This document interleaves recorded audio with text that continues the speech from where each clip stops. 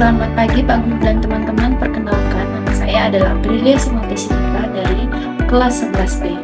Jadi di sini saya akan menjelaskan mengenai ahli sosiologi atau Bapak Sosiologi yang terkenal yaitu Auguste Comte. Auguste Comte memiliki nama panjang yaitu Isidore Marie Auguste Comte François Xavier Comte. Auguste Comte sendiri lahir di Montpellier di Prancis. Auguste Comte lahir pada tanggal 19 Januari 1798 dan wafat pada tanggal 5 September 1857 di Prancis. Mengapa Auguste Comte bisa terkenal? Auguste Comte terkenal karena peran utamanya dalam mendirikan sosiologi sebagai disiplin ilmu yang terpisah dan mengembangkan positivisme sebagai pendekatan ilmiah dalam mempelajari masyarakat dan dunia. Dan Auguste Comte juga mengeluarkan hukum 3 tahap. Pertama dari pikiran Auguste Comte adalah sosiologi sebagai ilmu. Comte adalah orang pertama yang menciptakan istilah sosiologi. Dia berpendapat bahwa sosiologi harus mempelajari masyarakat secara ilmiah dengan tujuan untuk menemukan hukum-hukum yang mengatur perilaku sosial dan untuk meningkatkan tatanan sosial dalam masyarakat. Dia berupaya menjadikan sosiologi sebagai disiplin ilmu yang sah, setara dengan ilmu-ilmu alam seperti fisika dan biologi. Teman-teman, di sini selanjutnya saya akan menjelaskan mengenai hukum 3 tahap.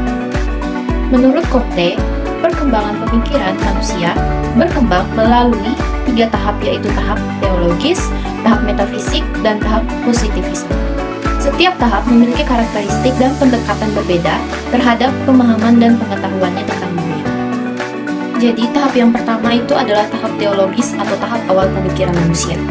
Tahap teologis adalah tahap awal di mana manusia menjelaskan fenomena-fenomena yang terjadi kepada alam, yang terjadi di alam, dan dihubungkan dengan agen-agen supranatural.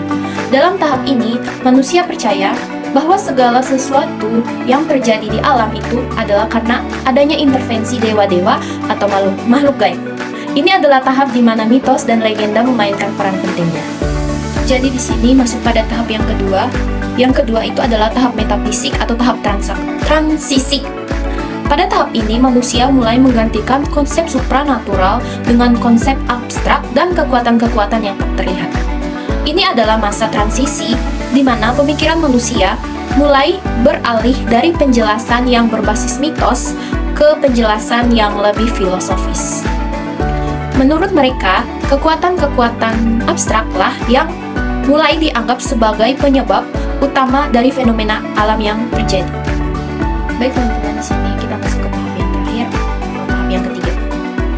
Tahap positivis, tahap pemikiran ilmiah, tahap yang terakhir. Tahap ini adalah tahap terakhir di mana manusia meninggalkan pencarian asal-usul supranatural dan lebih berfokus pada hukum ilmiah.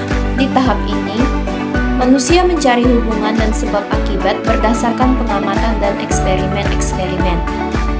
Pendekatan ilmiah ini mendominasi pemikiran dengan fokus pada bagaimana fenomena itu bisa terjadi. Baik teman-teman, hal ketiga dari pemikiran Bapak Sosiologi yaitu Auguste Comte adalah tentang hierarki ilmu pengetahuan. Comte berpendapat bahwa ilmu pengetahuan memiliki hierarki, dimulai dari yang paling sederhana hingga yang paling kompleks. Hierarki ini dimulai dari matematika, astronomi, fisika, kimia, dan biologi. Dan puncaknya adalah sosiologi yang dianggap sebagai ilmu yang paling kompleks karena melibatkan studi tentang masyarakat manusia. Hal yang keempat dari pikiran Auguste Comte adalah tentang positivisme. Comte percaya bahwa ilmu pengetahuan harus didasarkan pada pengamatan empiris dan secara logika. Menurutnya, hanya pengetahuan yang dapat diverifikasi melalui pengalaman dan eksperimen yang dianggap sah. Positivisme menolak spekulasi metafisik atau pengetahuan yang tidak dapat dibuktikan secara ilmiah atau bersifat hipotesis atau bersifat dugaan sementara. Jadi teman-teman, kesimpulan yang bisa saya simpulkan dari pembahasan saya tadi adalah bahwa perkembangan pengetahuan manusia dapat diorganisir dan dipahami melalui prinsip-prinsip ilmiah yang ketat, yang dikenal sebagai positivisme. Comte meyakini bahwa semua pengetahuan yang valid harus didasarkan pada pengamatan empiris dan metode ilmiah, menolak spekulasi metafisik atau kepercayaan yang tidak dapat dibuktikan. Menurutnya, masyarakat dan fenomena sosial dapat dipelajari secara ilmiah melalui sosiologi, yang ia anggap sebagai puncak dari semua ilmu pengetahuan atau ratu dari segala ilmu. Comte juga memperkenalkan konsep perkembangan sejarah intelektual manusia melalui hukum 3 tahap, yang menunjukkan transisi dari cara berpikir teologis ke metafisik hingga akhirnya positif atau ilmiah. Secara keseluruhan, pemikiran Comte menekankan pentingnya ilmu pengetahuan dalam memahami dan memperbaiki masyarakat. Pengaruh Comte tetap signifikan dalam bidang sosiologi dan filsafat. Baik teman-teman dan Pak Guru, sekian presentasi singkat dari saya mengenai Bapak Sosiologi yang terkenal yaitu Auguste Comte. Semoga bermanfaat dan mohon maaf bila ada kesalahan kata ataupun pengucapan. Karena di dunia tidak ada yang sempurna hanyalah Tuhan.